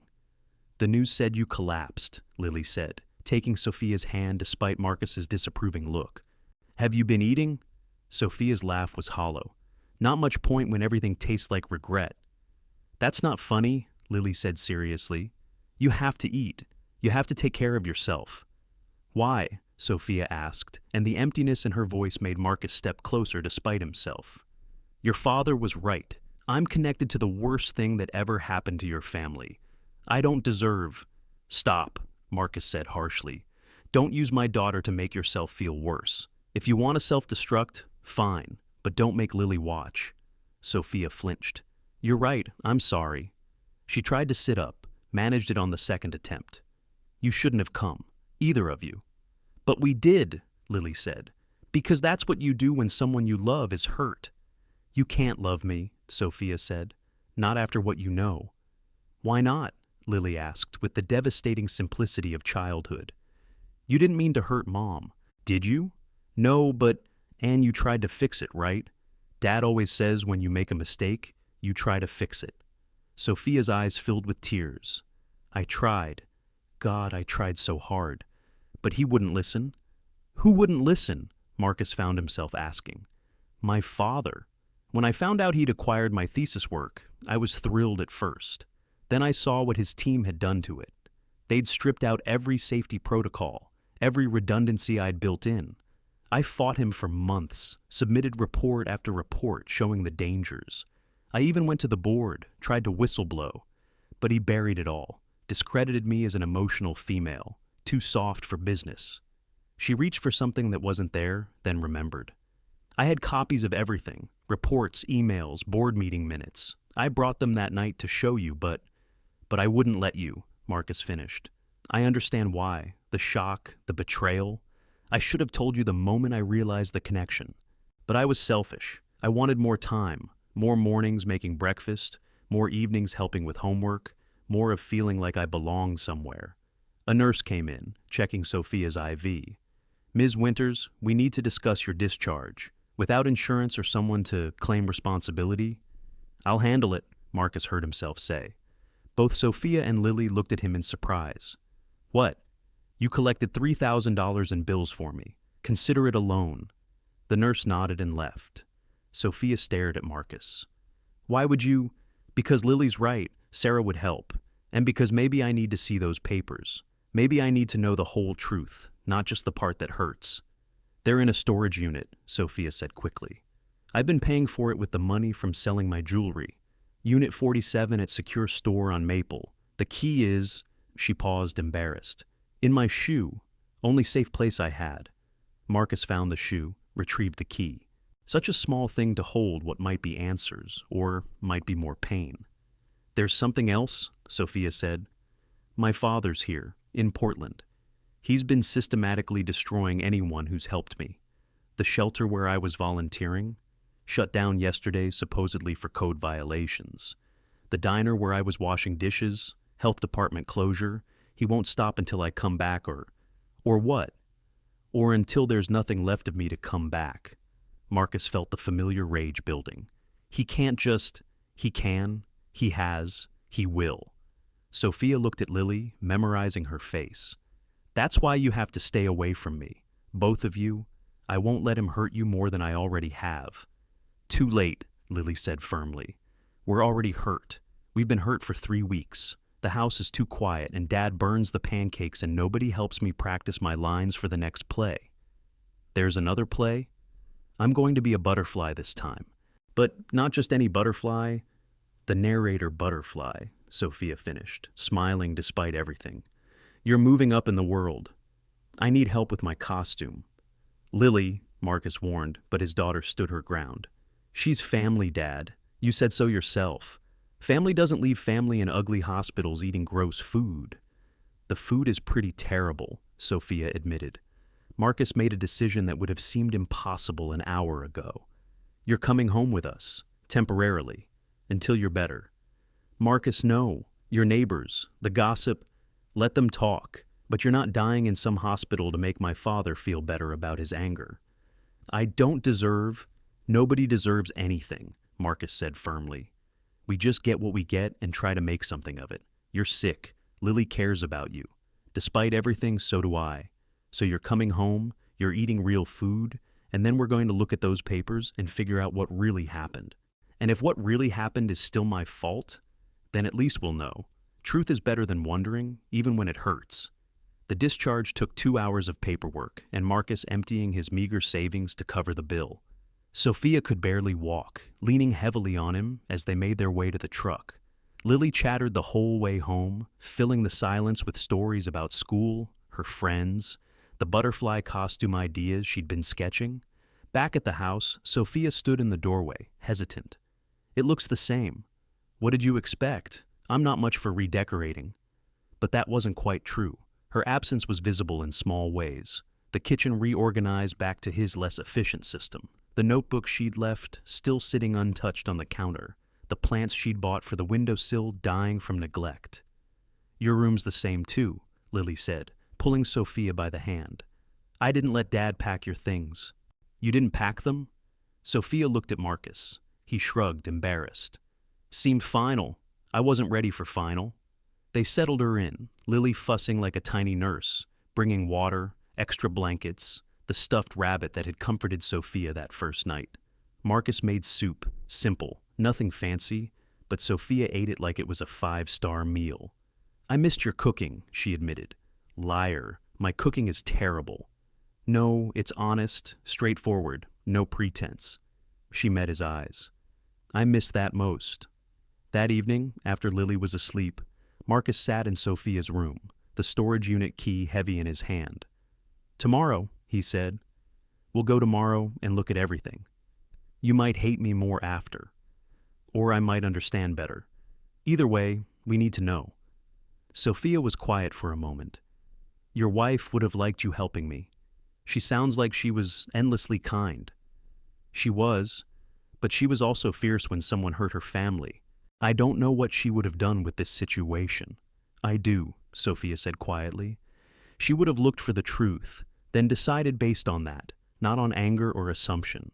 She would have been just but merciful, like you're being now. This isn't mercy. This is Lily needing you, and maybe me needing answers. What if the answers aren't enough? Then at least we tried. Sarah always said trying counted for something, even when it didn't work out. She sounds wonderful.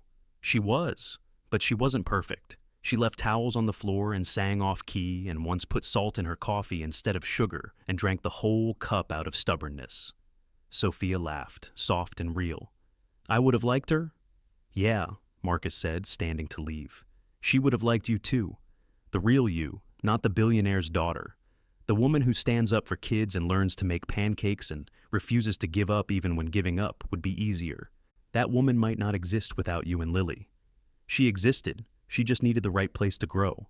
He left her then, but not before seeing the tears on her cheeks. Not tears of self-pity this time, but something else. Relief, maybe, or hope. That night, Marcus lay awake thinking about truth and blame, about the complex web of decisions that led to tragedy. Sophia had written code. Her father had corrupted it. Some engineer had implemented it wrong. Some tester had missed the flaw. Sarah had been driving at exactly the wrong moment. 1,000 small failures adding up to one massive loss. Could he blame Sophia for all of it? Some of it? None of it? Tomorrow, he'd look at her evidence. But tonight, she was sleeping in the room across the hall, brought back not by forgiveness, not yet, but by something more basic. Human decency.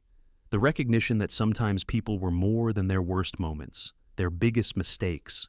The next morning, Marcus woke to the sound of Lily's laughter and the smell of burning toast. He found them in the kitchen, Sophia teaching Lily the proper way to scrape burned bits off bread, both of them giggling at the absurdity of it. "It's still toast," Sophia was saying, "just with character."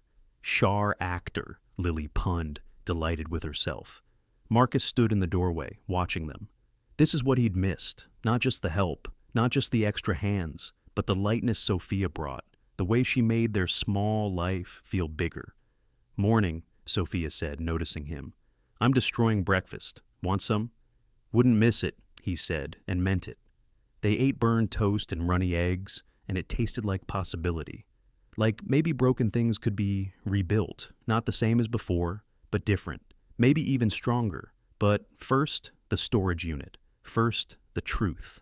And then, whatever came after truth. The doorbell rang as they were cleaning up. Marcus opened it to find a courier with an official-looking envelope. The return address made his blood run cold. Winters Industries Legal Department. Inside, a single page. A cease and desist order, warning Marcus that harboring Sophia Winters would result in immediate legal action, including but not limited to business interference, custody challenges, and personal liability for any damages incurred by Miss Winters' actions. At the bottom, Richard Winters' signature, sharp as a blade. "What is it?" Sophia asked, then saw his face. "He knows I'm here."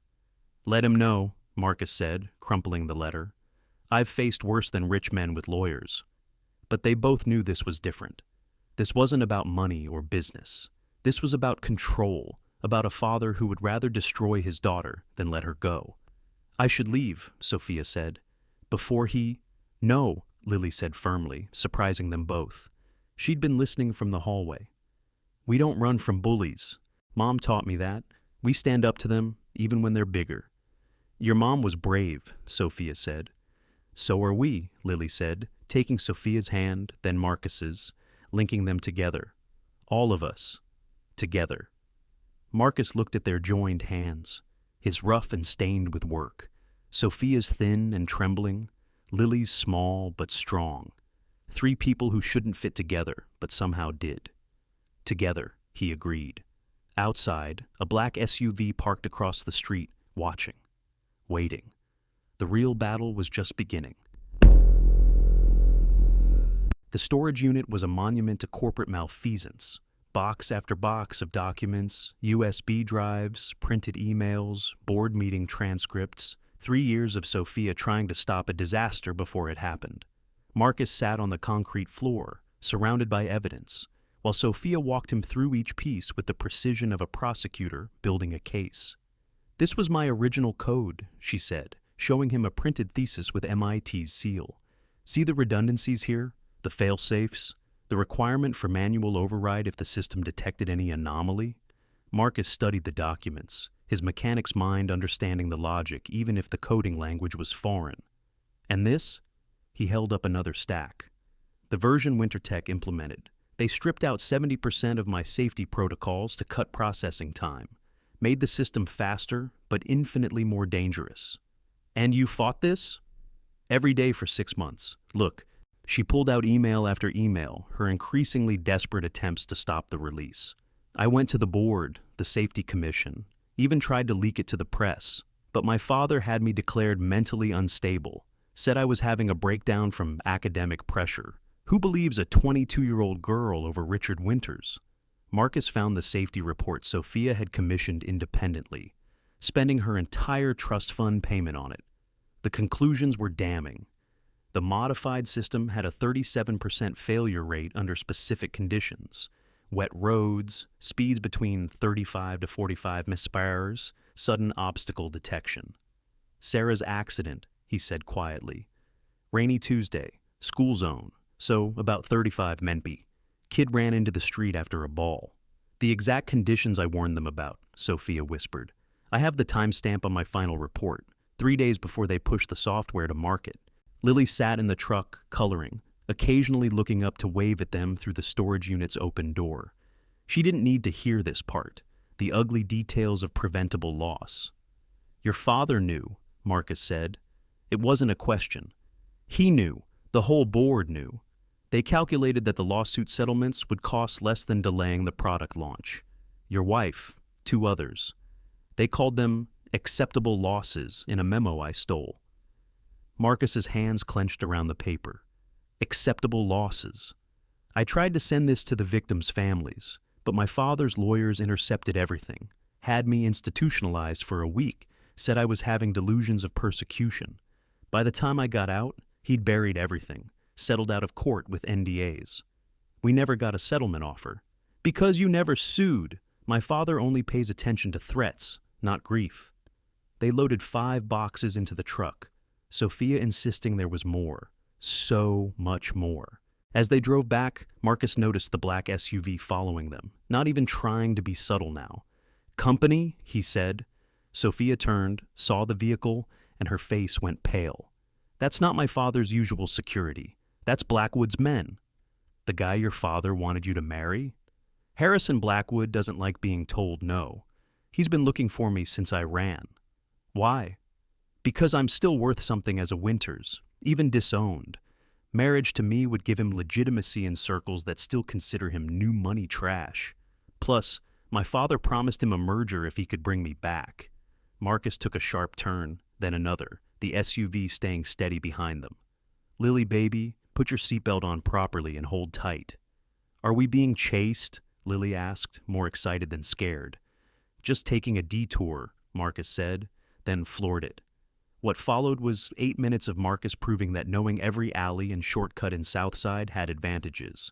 He drove like Sarah had taught him years ago when they had dated, fast but controlled, using the truck's weight and his knowledge of which potholes to hit and which to avoid. The SUV, sleek and low-slung, bottomed out on a railroad crossing. Marcus took its speed. By the time they pulled into Tony's garage, not his own, too obvious, they'd lost their tail. That was awesome, Lily squealed. Like in the movies. Never tell anyone about this, Marcus said, but he was smiling grimly. Tony, we need to borrow your bay for a few hours. Tony took one look at their faces and nodded. Beers in the fridge, I saw nothing. They spent the afternoon in Tony's cluttered office, Sophia systematically building a case from the documents. She'd kept everything, even recordings of phone calls where her father explicitly acknowledged the risks and chose to proceed anyway. This is enough to destroy him, Marcus said. No, it's enough to embarrass him. There's a difference. He has lawyers who make more in an hour than you do in a year. They'd bury this in litigation for decades. Then what's the point? The point, Sophia said, is leverage. He cares about his reputation more than money. If this went public, really public, his board would revolt, stock would tank, his legacy would be ruined. So we threaten him? No. We make a deal. His signature on a document acknowledging the software failure and establishing a trust for the victims' families. In exchange, I disappear completely. No more Winter's name, no more connection to him, no more threat to his empire. You'd give up your inheritance for that? I'd give up anything to make even a small part of this right. Marcus's phone rang. The school. Mr. Chen, this is Principal Morrison. There's been an incident. Some men showed up, claiming to be from Child Protective Services, trying to remove Lily from class. We've refused since they didn't have proper documentation, but they're still here, making threats. Marcus was moving before the sentence ended, Sophia right behind him. They drove to the school in Tony's beaten sedan, less conspicuous than the truck. Sure enough, two men in suits stood in the principal's office while Lily sat in the corner, the secretary's protective hand on her shoulder. "There you are, Mr. Chen," one of the men said smoothly. "We've been trying to explain that your daughter needs to come with us for her own safety." "Show me your credentials," Marcus demanded. The man produced documents that looked official, but felt wrong. Marcus had dealt with real CPS after Sarah's death, knew their procedures. "These are fake. Principal Morrison, call the real police." Now, the second man said, moving to block the door. "No need for that. Mr. Blackwood simply wants to ensure the child's safety, given that her father is harboring a mentally unstable woman." "The only unstable people here are you two," Sophia said, stepping forward. "Harrison, I know you're listening." She addressed the phone clearly visible in the man's pocket. "This is kidnapping. Even you aren't stupid enough to kidnap a child." A voice came from the phone, urbane and cold. "Sophia, darling, so dramatic. I'm simply concerned about the welfare of a child in proximity to someone with your history." "My history? Should we discuss your history, Harrison? The 2 restraining orders from ex-girlfriends, the sealed juvenile record, the payoffs to make assault charges disappear? Careful, Sophia. Your father won't protect you anymore. I don't need his protection. I have something better, the truth. Every document, every recording, every piece of evidence about Wintertech's software murders. Yes, murders. That's what they were. And unless you and your men leave this school immediately, it all goes to the Washington Post, the New York Times, and the FBI simultaneously. You're bluffing." Sophia pulled out her phone, showed the screen. 3 emails, ready to send. "My thumb slips, and your merger with Wintertech becomes worthless because there won't be a Wintertech to merge with." Silence. Then, "This isn't over." "Yes, it is. Leave the Chen family alone, or I burn everything down. Your choice." The men left, but not before one of them leaned close to Marcus. "You have no idea what you've gotten into." "I've gotten into protecting my family," Marcus replied. "I'm very good at it." When they were gone, Lily ran to Sophia, hugging her tight. "You were like a superhero. You saved me." "No, sweetie. Your dad would have saved you. I just spoke their language." Principal Morrison cleared her throat. "Mr. Chen, Ms. Winters, I think we need to discuss security measures for Lily." They spent an hour establishing new protocols, pickup passwords, a list of authorized adults, emergency procedures. Through it all, Marcus watched Sophia take charge, her boardroom training transformed into protective maternal instinct. She thought of contingencies he wouldn't have considered, asked questions that revealed both her strategic mind and genuine concern for Lily's safety. That evening, they sat in Marcus's kitchen, the doors locked, curtains drawn. Lily was doing homework, seemingly unbothered by the day's drama, while Marcus and Sophia spoke in low voices. "This escalates things," Marcus said. "They know where we live, where Lily goes to school. I'll leave, tonight. Draw them away." "No." The word came out harder than he intended. "Running doesn't solve this. We need to end it." "How? You said your father cares about reputation above all else?" "Yes." "Then we give him a choice. Public humiliation or private surrender." Sophia studied his face. "You have a plan." "Tomorrow's the school festival. Half the district will be there, including local media covering the event. Your father's been invited as a potential donor. Principal Morrison mentioned it.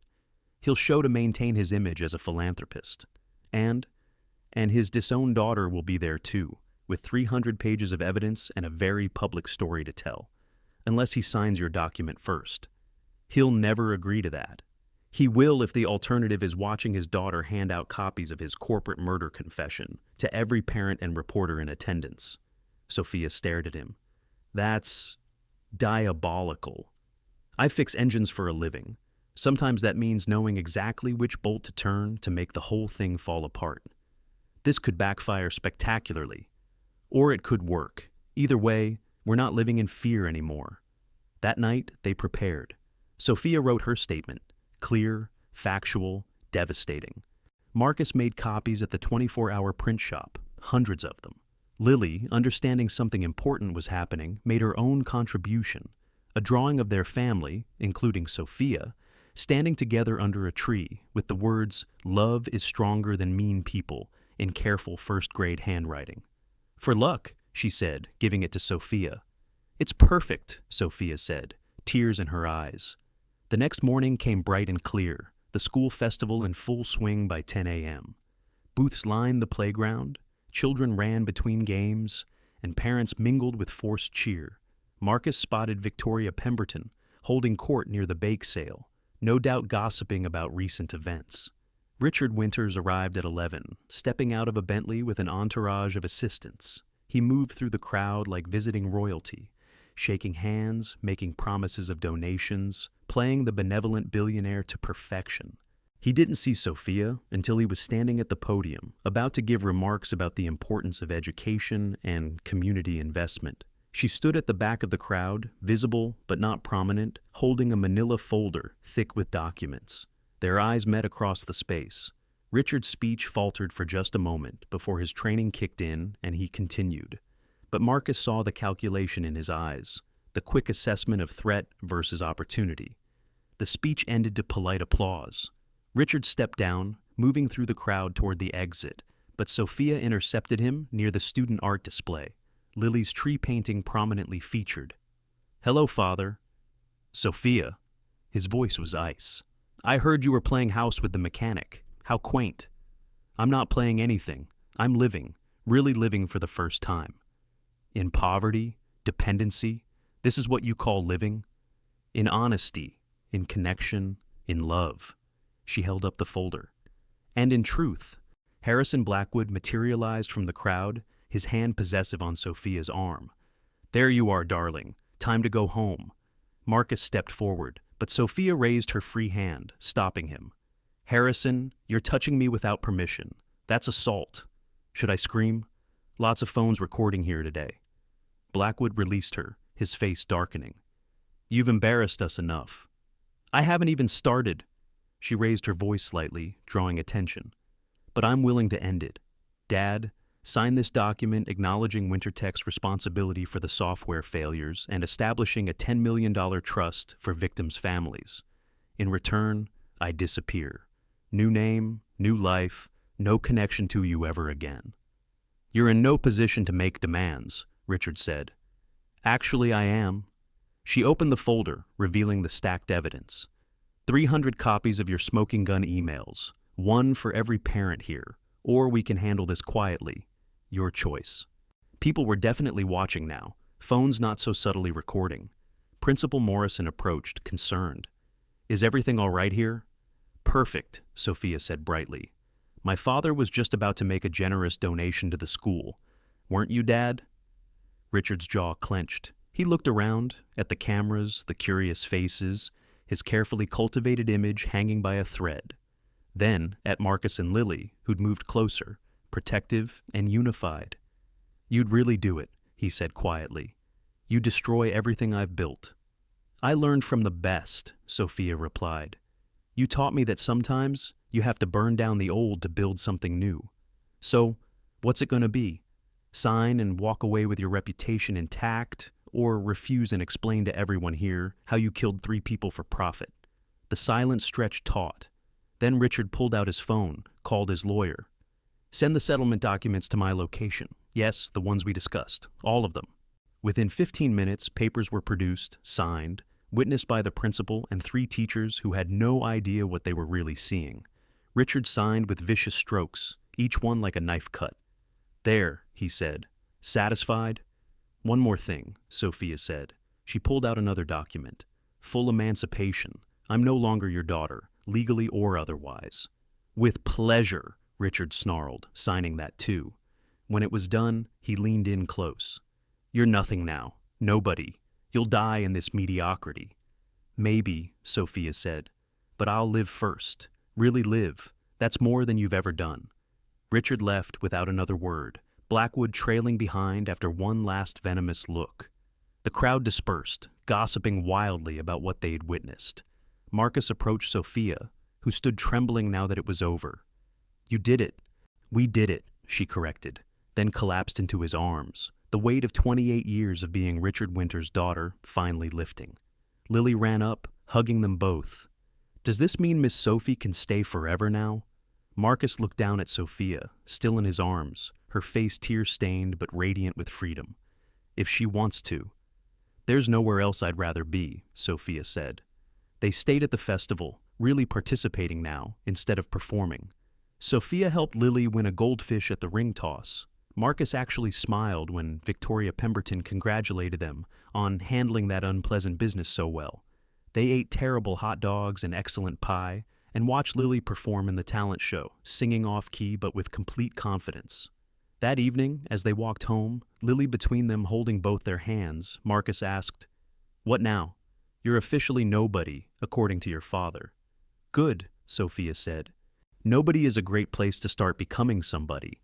Somebody real. The settlement money goes to the families, every penny, I don't want it. Then how will you live? The same way I have been. Working, learning, growing. Maybe I'll go back to school, get a teaching degree. I'm good with kids, apparently." "You're good with our kid," Marcus corrected, then caught himself. "I mean, with Lily." "I knew what you meant," Sophia said softly. They reached the house as the sun set, painting the sky in shades of hope. The black SUVs were gone. The threats were over. The past had been acknowledged and settled. "Look," Lily said, pointing to the porch. Someone had left a package. Inside, Sophia's things from her father's house. Photos of her mother, who died when she was young, her grandmother's ring, a few books, nothing valuable but everything meaningful. A note in her father's assistant's handwriting. He said to tell you she would be proud. Sophia held her mother's photo, seeing her own eyes looking back. "She died when I was 7, Lily's age. I barely remember her, but I remember she was kind. She would have hated what he became. Or maybe what he always was," Marcus said gently. That night, after Lily was asleep, Marcus and Sophia sat on the porch in their usual spots. But everything was different now. The air lighter, the future possible, the silence comfortable rather than heavy with secrets. "I owe you an apology," Marcus said, "for that night at the play, for not listening. You owed me nothing. I should have told you immediately when I realized the connection. But you were scared. I was selfish. I wanted to belong somewhere, and I was afraid the truth would take that away." "It almost did," Marcus admitted. But Lily was right. Sarah would have looked deeper, would have seen the whole picture, not just the painful part. "You loved her very much." "I did, I do, I always will." He turned to look at Sophia. "But that doesn't mean there isn't room for something new. Someone new. Marcus, I'm not saying now, or even soon, but maybe, eventually, when you figured out who you are without your father's name, and I've figured out how to let go of some of this anger, maybe we could try." "Try what?" "Being more than a broken mechanic and a fallen heiress helping each other survive. Maybe we could try being happy. Together." Sophia reached over, took his hand. "I'd like that. Someday." "Someday," Marcus agreed. They sat holding hands, watching the street where no threats lurked anymore, where neighbors walked dogs and kids rode bikes, where life went on in all its ordinary glory. Tomorrow, Sophia would start her new life as nobody special. Tomorrow, Marcus would go back to fixing cars and raising his daughter. Tomorrow, they'd be normal, but tonight, they were exactly where they needed to be, home, safe, together. A family forged not by blood or law, but by choice, by struggle, by the radical act of staying when leaving would have been easier. Tonight, they were perfect in their imperfection. And that, Marcus thought, was what Sarah would have wanted. Not the erasure of grief, but the expansion of love. Not the replacement of what was lost, but the creation of something new and beautiful and entirely their own. 1 year later, the Chen house barely looked like the same place. Not because of major renovations, Marcus still couldn't afford those, but because life had fully bloomed within its walls. Plants cascaded from macrame hangers Sophia had learned to make from YouTube tutorials. Children's artwork covered the refrigerator in layers, including Lily's latest masterpiece, a family portrait with 3 people and a goldfish named Mr. Bubbles. The kitchen smelled like coffee and cinnamon rolls, Sophia's latest culinary victory after 52 weeks of determined practice. It was a Saturday morning in November, almost exactly a year since Sophia had first knocked on their door. Marcus stood in the doorway watching her help Lily with a school project about family trees. Both of them bent over poster board, glue sticks and markers scattered across the table. "But how do I explain why I have two moms?" Lily asked, not for the first time. "You don't have two moms, sweetie," Sophia said gently. "You have your mom, Sarah, who loved you first and always, and you have me, who loves you now and always. Different kinds of love, but both real." "Like how a tree has roots and branches?" Lily said, remembering their conversation about families from weeks ago. "Exactly. Your mom is your roots, strong and deep. I'm just, maybe a new branch growing alongside." "A pretty branch," Lily said decisively, drawing another figure on her poster. "With good hair and excellent pancake skills." Marcus cleared his throat and they both looked up. "Morning, ladies. That's quite a project." "Dad, look, I'm making our family tree. Mrs. Rodriguez said we could make it however we want, as long as we explain our choices. So I'm making ours like a real tree, with roots and branches and even some flowers, because families should have beautiful things too." "Speaking of beautiful things," Sophia said, standing and stretching, "don't forget you have that thing today." "What thing?" Marcus asked innocently. "The thing where you pretend you're taking the truck for repairs, but actually you're going to look at engagement rings with Tony, because you think I don't know. But Tony's wife already told me, because she saw you looking at jewelry store websites on your phone during lunch break." Marcus's mouth opened and closed like a fish. That's not... Tony's wife is a traitor." "Tony's wife is a romantic who's been waiting for you to propose for 6 months," Sophia laughed. "Also, she thinks you should go with the sapphire, not the diamond, more practical and prettier." "This was supposed to be a surprise," Marcus said, defeated. "The proposal can still be a surprise. Just maybe don't do it at the garage like Tony suggested. Oil stains aren't romantic." "Hey, we had our first real conversation at the garage. About bankruptcy and unpaid bills. Romantic in its own way." Lily looked between them, beaming. "Are you getting married? Can I be the flower girl? Can we have cake?" "Nothing's decided yet, Bug," Marcus said, but he was smiling. "But if someone were to ask someone else a very important question sometime soon," Sophia said, "then yes to all of the above." The doorbell rang before Marcus could respond. Lily ran to answer it, returning with a certified letter. The return address made Sophia's breath catch. WinterTech Industries. "It's fine," Marcus said, seeing her face. "We have the settlement documents. He can't touch us." But Sophia's hands shook as she opened it. She read it once, twice, then sank into a chair. "What is it?" Marcus asked, alarmed.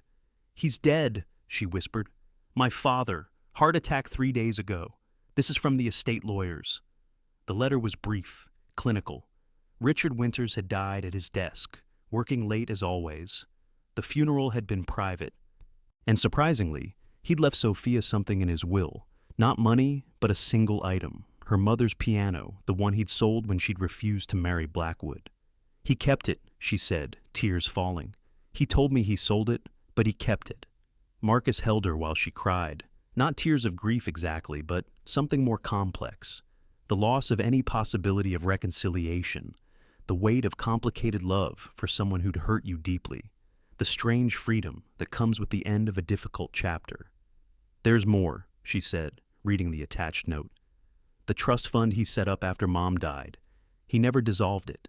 It's been growing for 20 years. The lawyers say it's mine now, free and clear." "How much?" "Enough to matter, not enough to corrupt." She looked up at him. "We could fix the house, get Lily college savings, maybe even take a vacation." "We? If you'll have me, officially?"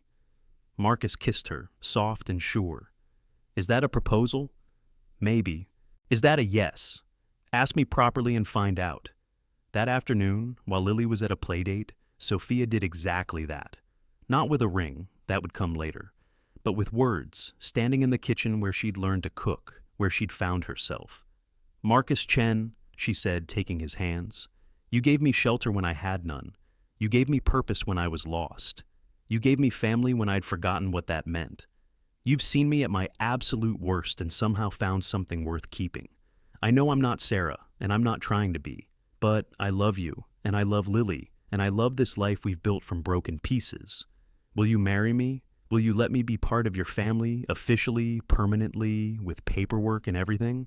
Marcus pretended to consider. I don't know.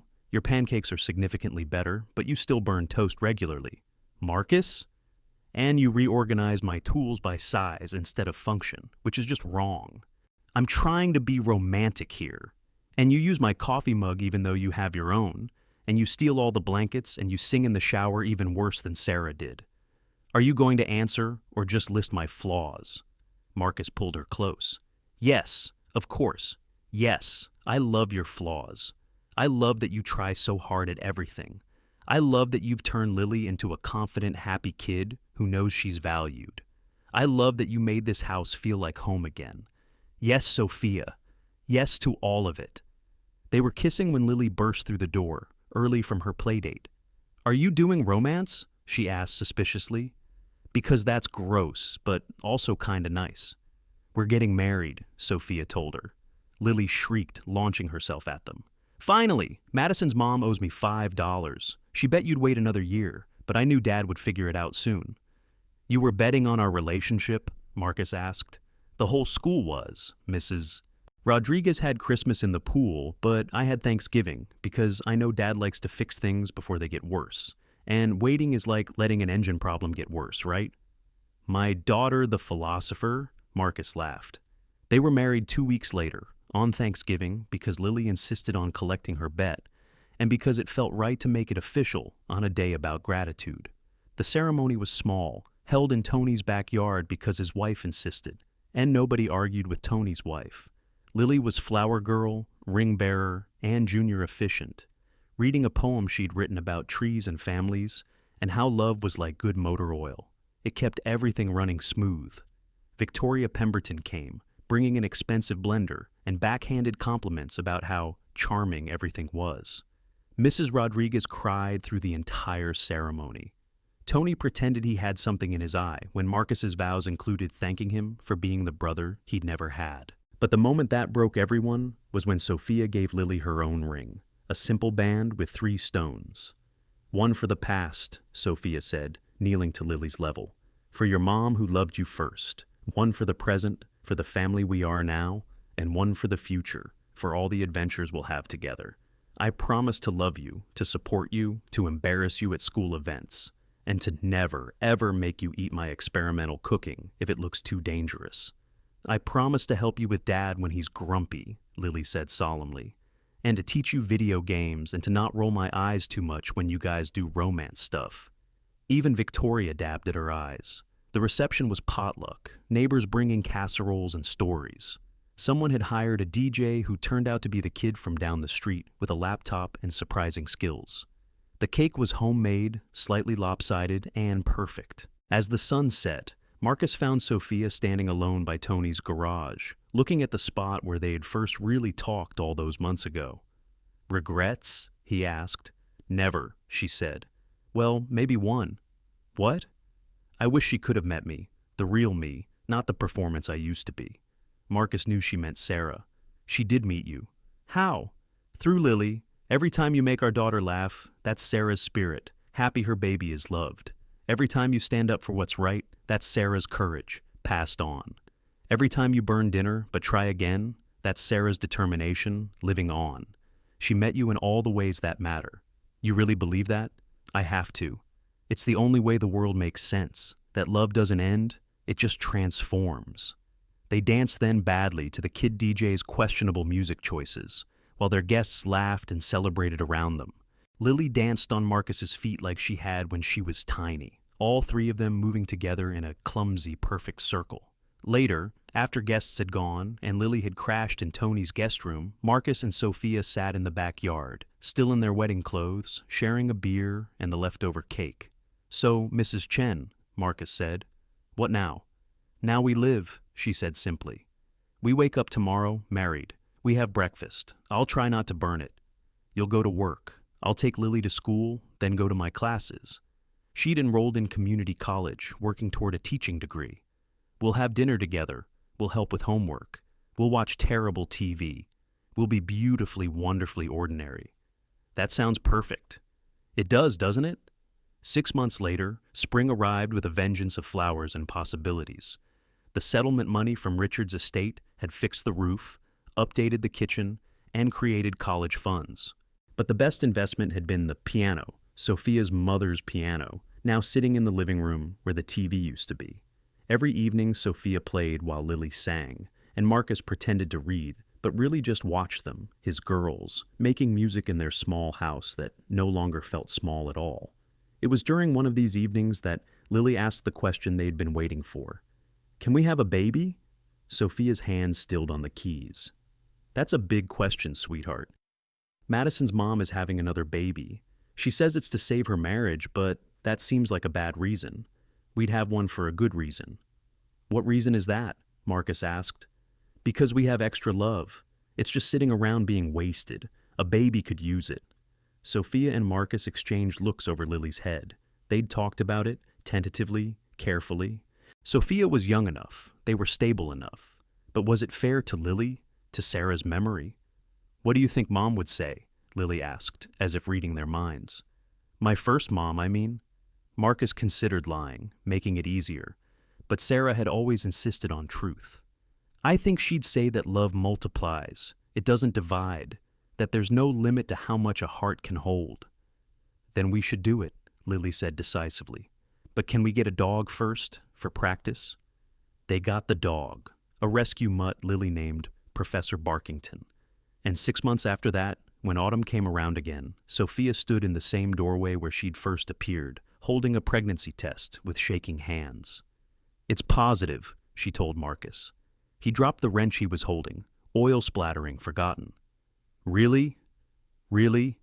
He lifted her, spinning her in the small kitchen, both of them laughing and crying. Lily, now 8 and infinitely wiser, walked in on them. "Are you doing romance again, or is this different?" "We're having a baby," Sophia told her. Lily considered this. "Good.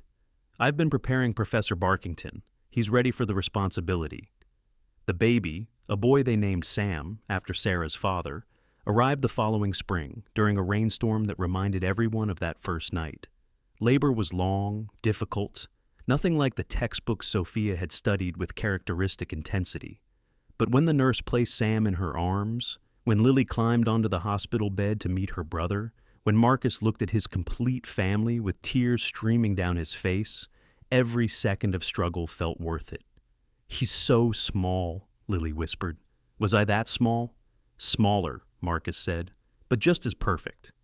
"Mom would have loved him," Lily said. "Both moms do. And that's how they became the Chens of Southside, the mechanic who'd lost everything and found it again, the fallen heiress who'd discovered that rising was more important than falling, the little girl who'd taught them both that love wasn't about replacement but expansion, and the baby who'd completed their circle without closing it. They weren't rich, though the trust fund helped with the basics. They weren't famous, though the neighborhood still gossiped about them regularly. They weren't perfect. Sophia still burned toast, Marcus still worked too late, Lily still struggled with fractions, and Sam had colic that tested everyone's patience. But every evening, when Sophia played piano while Marcus cooked dinner, he'd taken over that duty after the third fire alarm incident. When Lily did homework while narrating everything to Sam and Professor Barkington, when their small house filled with music and laughter, and the occasional argument about whose turn it was to change the baby, they were something better than perfect. They were family. Real, messy, chosen, fought for, family. The kind that grows not from what you're born into, but from what you build, day by day, mistake by mistake, love by love. 3 years after that, on another November evening, Lily, now 11 and preparing for middle school, sat at the kitchen table working on another family tree project. This one was more complex, requiring genetic charts and historical research. "It's still complicated," she told her teacher during the presentation. "My first mom died, but she gave me life and love and really good genes for fixing things. My second mom chose us, and she gave me music and confidence and a brother. My dad gave me strength and showed me that families can be rebuilt even when they break. My brother Sam gave me patience and someone to protect. and Professor Barkington gave me unconditional love and someone who actually appreciates my singing. That's a beautiful way to look at family, Lily, Mrs. Patterson said. It's the only way that makes sense, Lily replied. Family isn't about blood or papers or who came first. It's about who shows up, who stays, who loves you when you're difficult. It's about choosing each other every day, even when it's hard, especially when it's hard. She got an A+ and a note home praising her maturity and insight. That night, as they celebrated with pizza and too much ice cream, Sophia found the drawing Lily had made that first week. The family under a tree with "Love is stronger than mean people" written in careful letters. "You kept this?" Lily asked. "Of course. It was the first time you drew me as part of the family. I knew I didn't deserve it yet, but I hoped someday I would." "Do you deserve it now?" Sophia looked around the chaos of their kitchen, Sam finger painting with chocolate pudding, Marcus trying to stop Professor Barkington from eating said pudding, Lily herself growing into a young woman with Sarah's grace and Marcus's stubbornness, and maybe, just maybe, a little of Sophia's hard-won courage. "I don't know if anyone deserves a family this good," Sophia said, "but I'm grateful every day that I get to be part of it." "Good answer," Lily said, hugging her. "Really good answer." Outside, November rain began to fall, gentler than that first storm, but still insistent, still washing the world clean for tomorrow's possibilities. Inside, the Chen family went about their evening routine, homework and dishes, bath time and bedtime stories, all the ordinary miracles that make a life worth living. And in the living room, the piano sat waiting for tomorrow's music, for the songs yet to be played, for the harmony that comes not from perfection, but from practice, patience, and the radical belief that broken things can be made whole again, different than before, but beautiful in their resurrection. This is how love works, Marcus thought, watching his family navigate around each other in their small kitchen with practiced ease, not by replacing what was lost, but by growing something new alongside the memory, like a tree that grows around a fence until you can't tell where one ends and the other begins, both part of the same living thing. Sarah would have loved this, he knew. Not because it was perfect, but because it was real, because it was chosen, because it was proof that love doesn't end with loss. It just learns to take new shapes, find new expressions, create new stories worth telling. And their story, the Chen family story, was just beginning.